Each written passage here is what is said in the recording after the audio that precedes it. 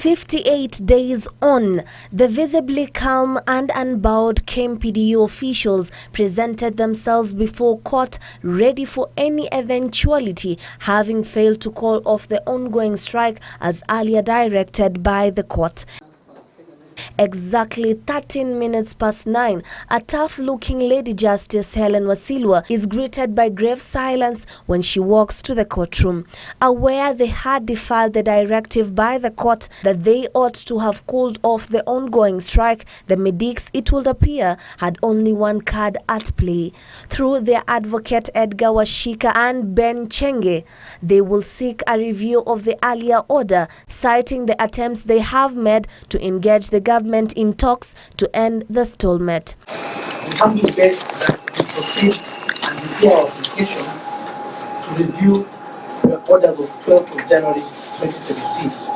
Their pleas will later see Justice Wasilwa grant them a 30-minute break, and even when the court session resumed at 10 a.m., their push for the review of the earlier order was evident. Had you issued guidelines and timelines so that the doctors cease their strike and the ministry then completes these negotiations as proposed in this order, my lady, maybe you will not be here. The union officials still have the contempt of part of the order on their heads. Yet that cabinet secretary referred to in this order has not been requested by this court to give a report or a direction as to what they have done. After an hour of push and pull, Justice Helen Wasilwa had danced to their tune. I will therefore render a ruling on the 3rd of January, that is Friday, 3rd of February. 3rd February, that will be on Friday this week. And in the meantime, I'll still suspend the sentence to that date. The 7 will receive her ruling with jubilation and proceeded to the next order of the day, the march to Parliament. From Milimani Law Courts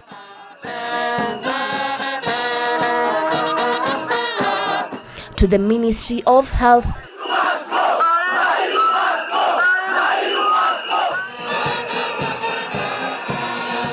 down Upper Hill Road, onto Haile Selassie Road,